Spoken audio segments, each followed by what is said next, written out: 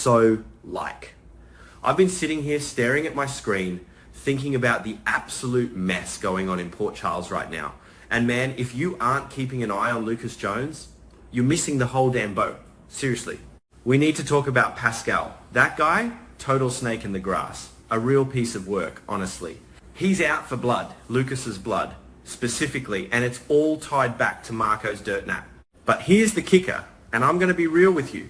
Pascal knows deep down in his gut that Lucas didn't do it. He knows Lucas isn't some cold-blooded hitman, but he's pinning it on him anyway because that's how these lowlifes operate, right? I've been analysing this for a hot minute and it's crystal clear that Pascal is shook. He's scared.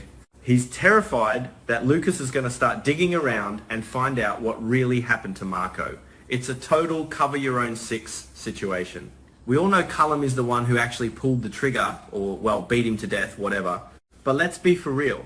Cullum wouldn't have even touched Marco if Pascal hadn't been whispering in his ear like some twisted little Iago. Pascal fed him the info about Marco's betrayal. Without that tea, Marco might still be breathing. So Pascal is basically the architect of this whole funeral. And he knows Lucas is smart enough to trace the blueprints back to him. And then there's the Brit factor. Gosh, I love Brit, but she and Lucas, they've been talking, they've been comparing notes. They already have their sights set on Cullum as the prime suspect. Pascal knows if he doesn't take care of Lucas, that partnership is going to crack the whole case wide open. It's a race against time, honestly. If Lucas stays on the board, Pascal is toast. Simple math. But it gets even messier because Sidwell, that big shot, is currently gunning for Sonny. He thinks Sonny was the one who went after Marco.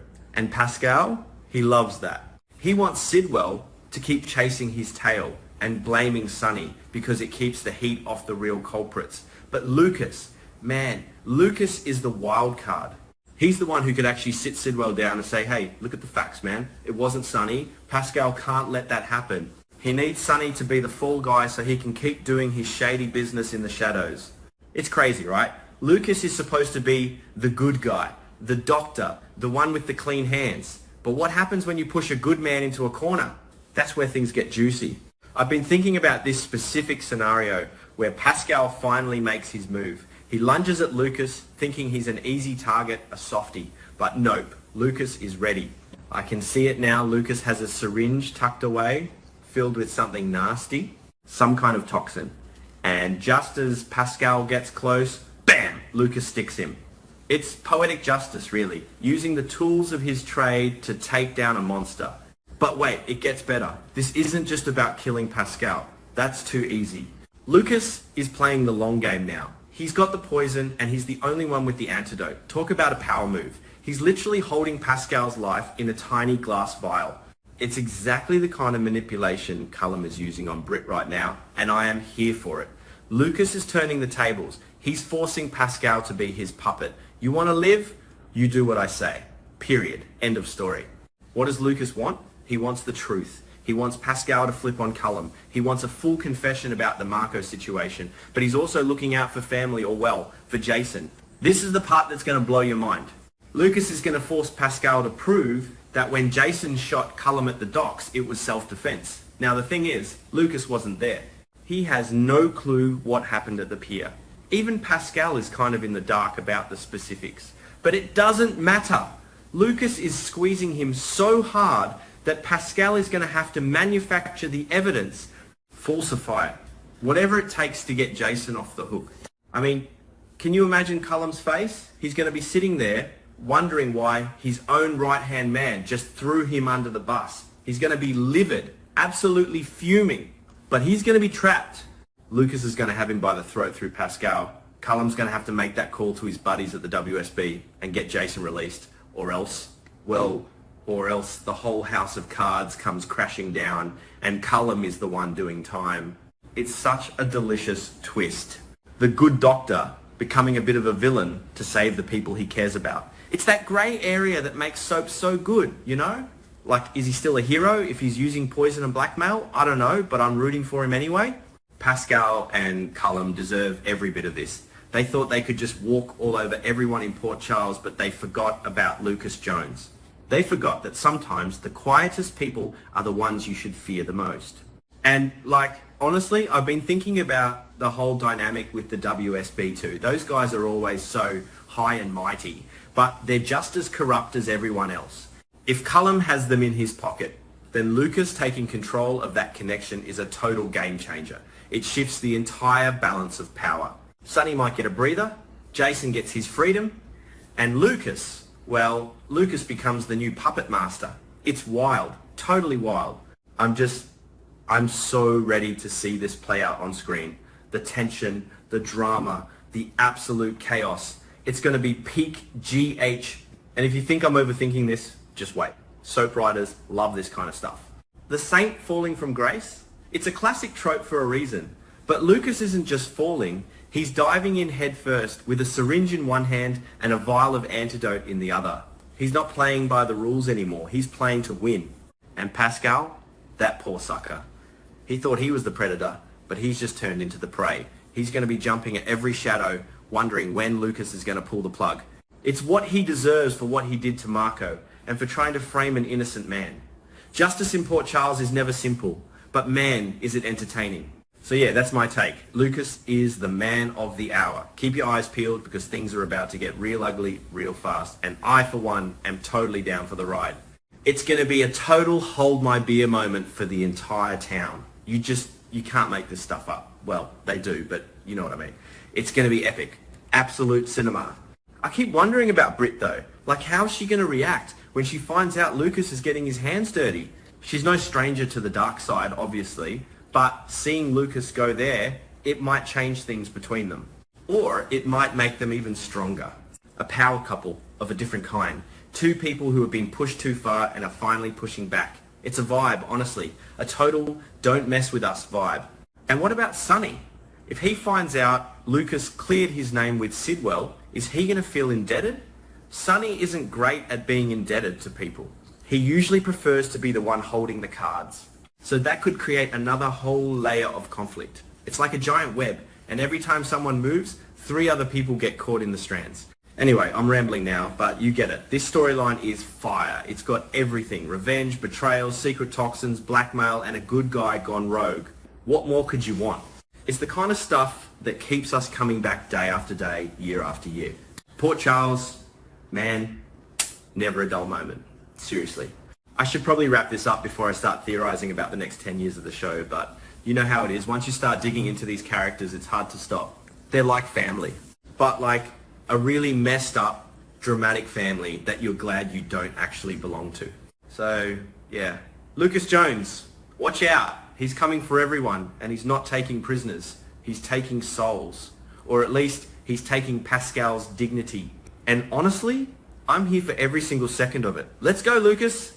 Show them what a nice guy can really do when he's had enough of their BS. It's going to be legendary.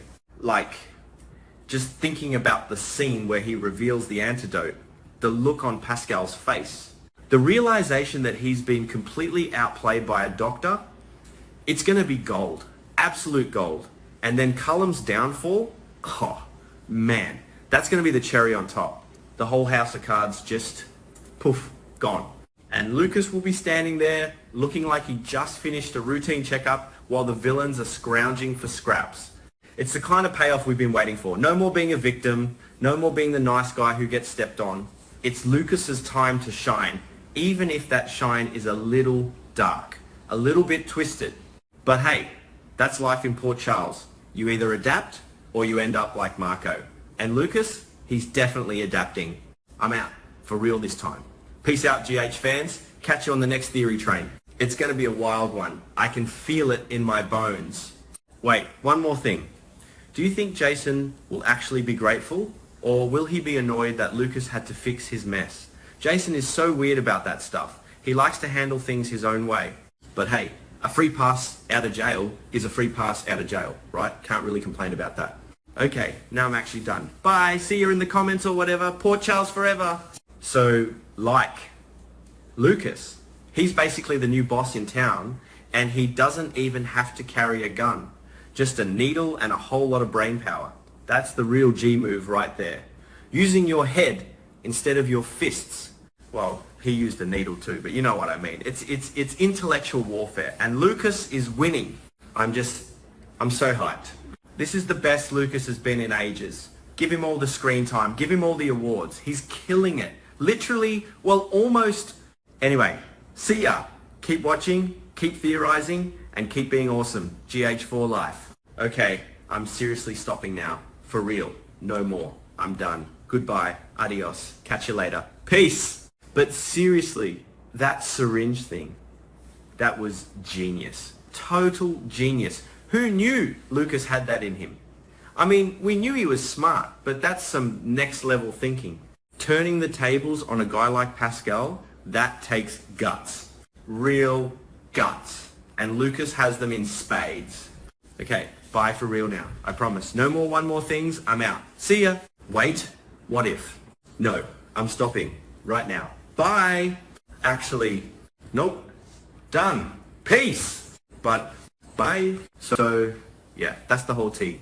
Lucas is basically the ultimate gamer right now, and everyone else is just NPCs in his world. Pascal thought he was playing GTA, but he's actually in a horror game, and Lucas is the final boss. Talk about a plot twist. I'm just so ready for the Lucas Jones era. It's going to be a wild, messy, beautiful disaster, and I am 100% signed up for the premium subscription. Let's get it. And don't even get me started on the WSB. Those guys are probably so confused right now.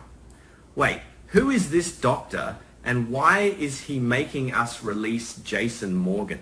It's going to be hilarious. Pure comedy gold mixed with high stakes drama. Anyway, I'm going to go grab some snacks because this next episode is going to be a doozy. Later. Okay, I'm really done now. For real. Pinky swear. Bye. Actually, one more tiny thought. What if Cullum tries to retaliate? That would be so typical. But with Lucas holding the antidote over Pascal's head, Cullum is basically neutralized. It's a perfect stalemate, but Lucas is the one with the clock. Tick-tock, Cullum, tick-tock. Okay, now I am definitely 100% absolutely positively finished. See ya. Wait. No. Bye. But aggressively closes laptop. Reopens it for a second. Lucas is the GOAT. Okay, now I'm done. Bye. Seriously. Bye. For real. Peace. Love ya. GH forever. Okay. Bye.